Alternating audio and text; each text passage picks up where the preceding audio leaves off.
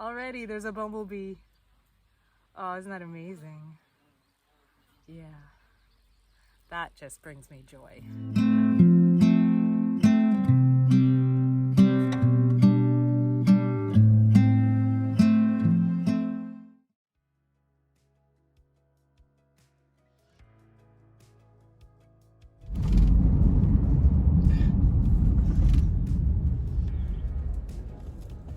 Hello, cow.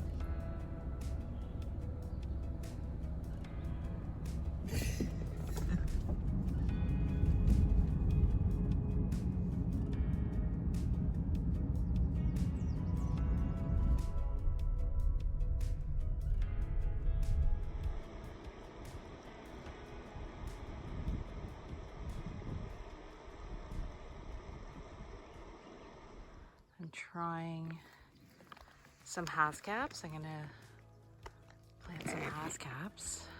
I got 3 different varieties.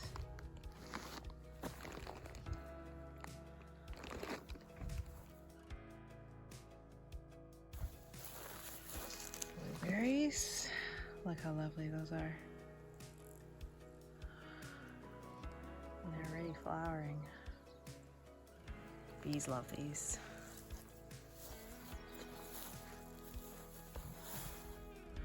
More blueberry.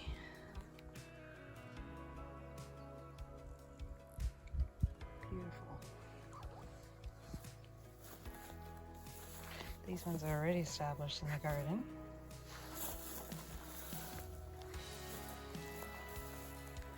So basically I'm doing a perimeter of berry bushes, mostly blueberries. So we have a couple dozen blueberry plants in already. I'm adding manure so that we got manure there. I've just weeded this area. You can actually see that it's mostly sand, but the blueberries love sand. And then I've got raspberries down there. It's basically a round garden, but the entire perimeter is going to be berries and fruit trees. So I have apple, I've got elderberry, we've got Saskatoon berry, blackberry. We love berries, and I want to really get better at making jams and freezing them, and we put them in muffins and all kinds of things. So.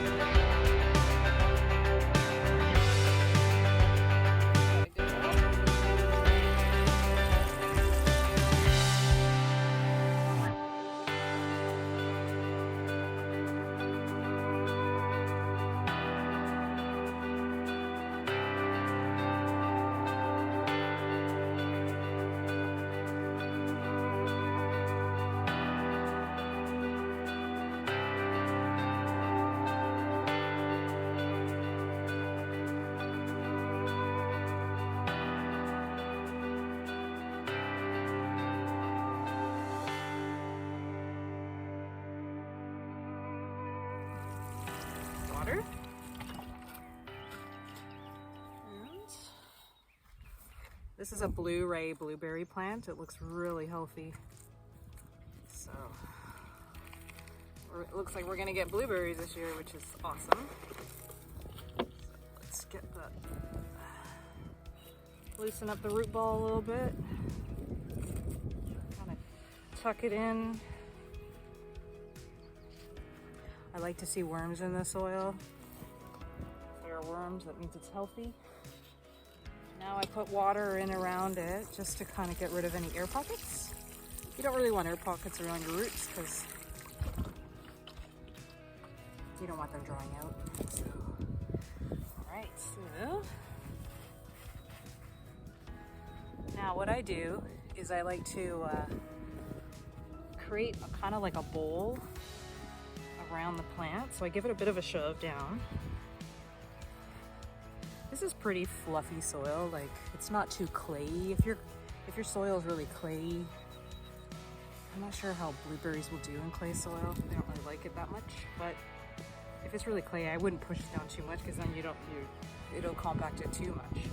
But because this is pretty sandy, there's a lot of air in the soil already, so I'm not too worried about giving it a good shove. Make sure it's nice and secure. Keep the tag on for now, just so I know what variety this is and how well it does. Give it a little more water in the bowl I just formed. Nice water.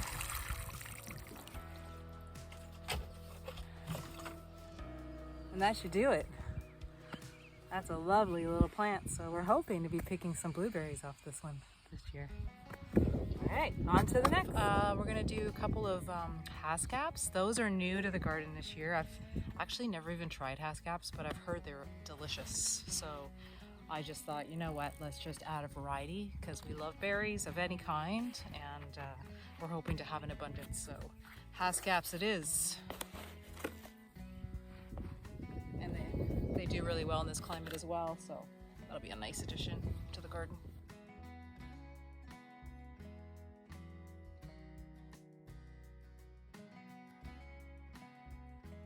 We have 3 different varieties of Haskaps. In order for them to pollinate properly, you need to have different varieties. And certain ones do the pollinating and others grow the... Oh, so it's gonna be almost bare root, this one.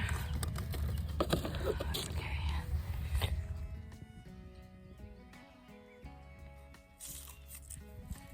I like to keep the tags on for the first couple of years just so I can kind of remind myself what variety this is. I'm actually going to put together, which I've been meaning to do, and of course you're always meaning to do lots of things, but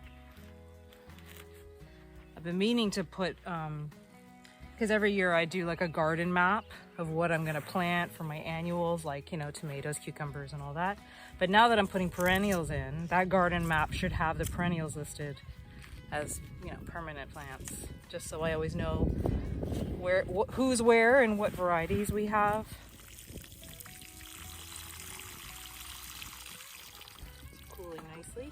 A little bit more soil here. I'm excited about these. So Boreal Beast, Beauty, and Boreal Blizzard, the 3 varieties that were recommended by the woman at the farm where I purchased these. She said she planted that trio and they did really well together. So yeah, we'll see. And I plant them about 4 feet apart, so they have enough room with airflow and everything. So and we've got little blossoms on them. So depending on what the frost does at this time of year, we get frost at weird times, sometimes in June. So depending on the frost, I don't know how these do. I'm assuming if they're really hardy, they might be okay, but we'll see if they produce anything this year. I always go in with 0 expectations and hope for the best. Although all the ones from last year all survived. Oh, there's a bee. Look at you.